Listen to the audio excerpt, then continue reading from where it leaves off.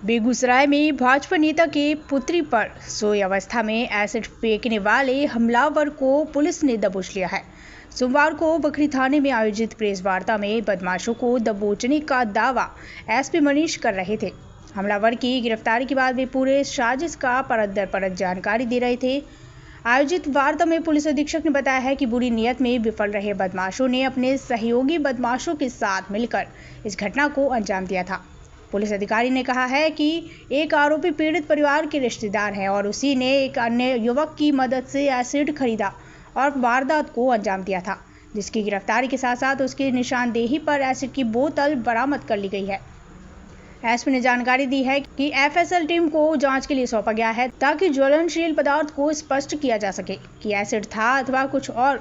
जिला पुलिस कप्तान ने बताया है कि अब तक की जांच में 2 लोगों की भूमिका सामने आई है, जिसमें पीड़िता के रिश्तेदार अखिलेश्वर प्रसाद सिंह का पुत्र अंजनी कुमार सिंह एवं मोहम्मद बदरुल हसन का पुत्र मोहम्मद महबूब आलम उर्फ फुलटुस को गिरफ्तार किया गया और घटना के दौरान पहने कपड़े सहित 2 मोबाइल, जूता और मफलर को बरामद किया है। आपको बताते चले कि बीते 6 अप्रैल की रात्रि घर में सो रही बीजेपी के पूर्व उपाध्यक्ष की पुत्री के चेहरे पर बदमाशों ने एसिड फेंक कर उसकी जिंदगी तबाह करने की कोशिश की थी। इस दौरान पीड़िता झुलसकर गंभीर रूप से घायल हो गई। पुकार सुनकर दौड़े परिजन आनंद फानंद में उसे उठाकर इलाज के लिए स्थानीय अस्पताल में भर्ती कराया, जहां वे अब भी इलाजरत बताए जा रहे हैं।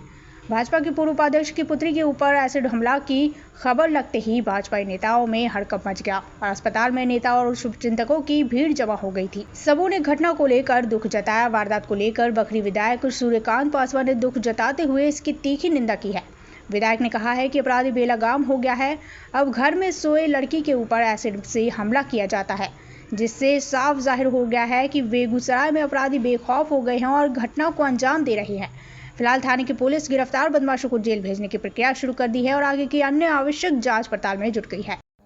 घटना 2 बजे की है। बच्चिया जो है 2 बजे रात में सोई हुई थी, तो 2 बजे जो है वो चिल्लाई कि पापा दौड़िए दौड़िए जो है।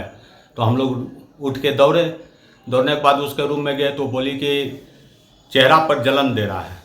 तो जलन देने का जब बात बोली तो हम लोग छिपकली को खोजने लगे कि कहीं छिपकली तो पेशाब नहीं कर दिया या कोई चीज़। जब पानी में धोने गई तो उसकी मम्मी जो है तब देखती है कि वहाँ पर जो है उस कुछ माने पानी का ऐसा और चिपचिपा लगा, उसको छूने के बाद लगा चिपचिपा। तब वो बोलती है कि ये कुछ दूसरा चीज़ है जो कोई लगता है डाल दिया है।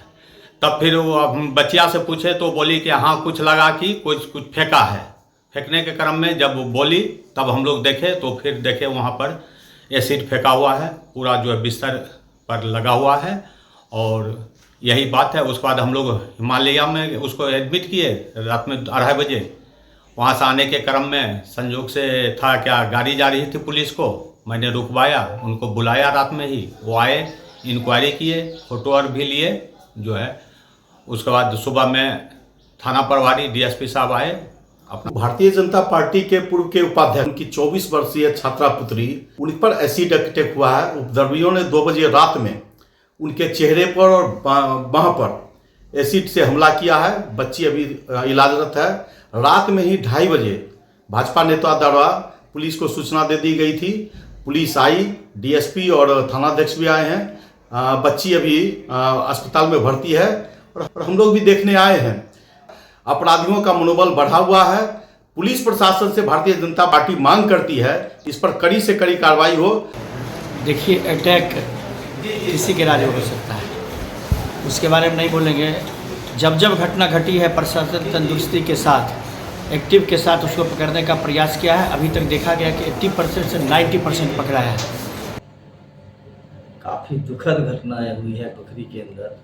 बच्ची सोई हुई थी घर में और जो जानकारी मिली 2 बजे रात्रि में उनके ऊपर एसिड से अटैक होता है। पूरे फेस जला हुआ है, हाथ जला हुआ है। और आपको मैं बता देना चाहता हूं कि हमने पिछले सदन में ही उठाया था, जो बखरी बाजार हमारा असुरक्षित है। कम से कम पुलिस पैकेट एक बाजार में होनी चाहिए, उसको नज़रअंदाज कर दिया गया।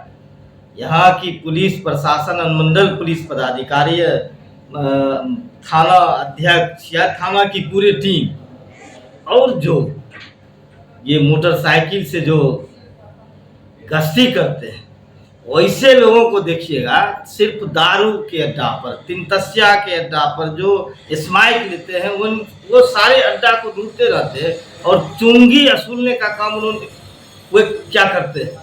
लेकिन बाजार में क्या घटनाएं हो रही है इसकी चिंता नहीं है।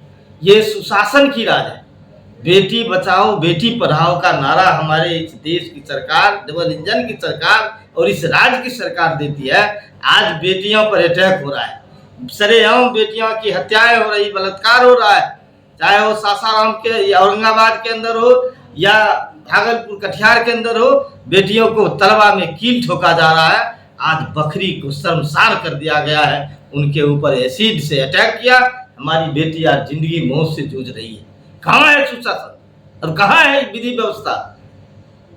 सरकार नाम का कोई चीज नहीं है। भ्रष्टाचार तो चरम सीमा पर है, लॉ एंड ऑर्डर भी कुछ नहीं है। एकदम अपराधी खुलेआम घूमता है, डीएसपी से मिलता है, थाना में मिलता है।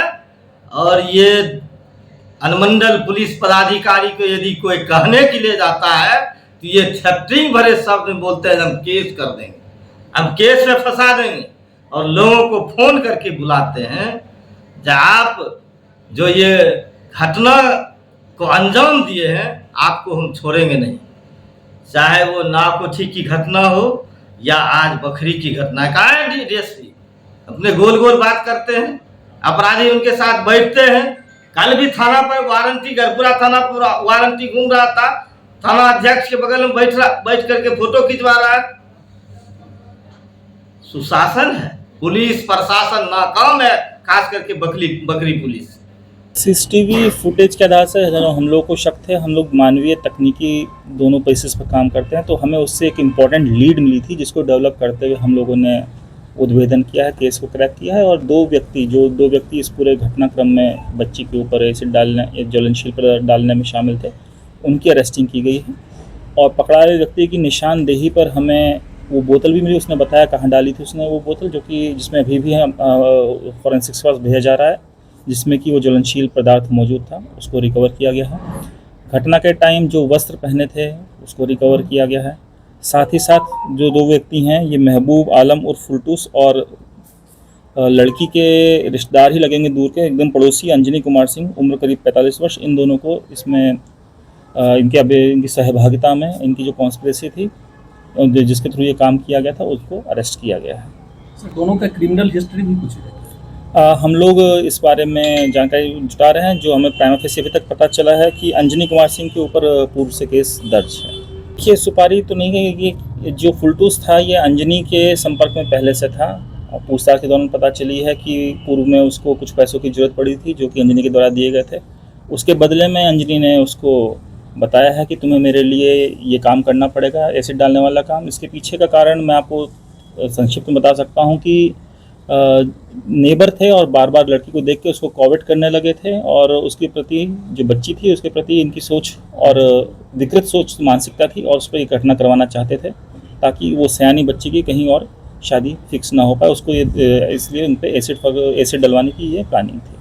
देखिए, पहले भी जो हमें पूछताछ में पता चला है कुछ महीने पहले, 2-3 महीने पहले पूर्व में भी प्लानिंग की गई थी इस चीज़ की। बच्ची घर पर रहा करती थी, लेकिन तब जो विंटर्स का टाइम था खिड़की बंद हुआ करती थी। और इसमें मुख्य बात ये भी है कि उस खिड़की तक पहुंचने का रास्ता अंजनी सिंह के घर से अहाते से होकर के जाया जाता है, जो कि संलिप्त की तरफ दिखाता है। इन लोगों के मोबाइल कॉल रिकॉर्ड्स हैं एक दो को बात करने के, और इस तरह की रिकॉर्डिंग्स भी हैं कि हम अमुक दिन आए थे, घटना सफल नहीं हो सकी। और घटना से जस्ट पहले भी महबूब और अंजनी की आपस में बात है रात के 1:45 बजे करीब में। अभी तो हमने इस केस का उद्भेदन किया है, इससे जुड़े हुए जो भी तार हैं और उद्भेदन में हम लोग और सबूत इकट्ठा कर रहे हैं। उसके बेसिस पे हमें जो भी चीज़ सामने आएगी हम उस पर विधि सम्मत कार्रवाई करेंगे। अभी तक हमारे अनुसंधान 2 लोगों पे ही है कि जिन्होंने मतलब एसिड खरीदने के लिए पैसे दिए और फिर एसिड खरीदा गया और फिर एसिड या ज्वलनशील पदार्थ जिसे भी आप कह सकते हैं ये, क्योंकि उसकी अभी अवैसल जाँच नहीं हुई है, जिसके थ्रू ये इंजरी हुई, जो पदार्थ ज्वलनशील पदार्थ था उसको यूज़ करने में, खरीदने में और घटना कारित करने में इन 2 व्यक्तियों की ही संलिप्तता भी आई है। जो अभी हमारा अनुसंधान चल रहा है, जो जानकारी मिली है कि पैसे दिए गए थे अंजनी के द्वारा और प्लम्बिंग का काम करते थे, तो मार्केट एक दुकान से ये लोग उस टाइम पहले लिए थे, जो कि अभी अनुसंधान में स्पष्ट हो जाएगा।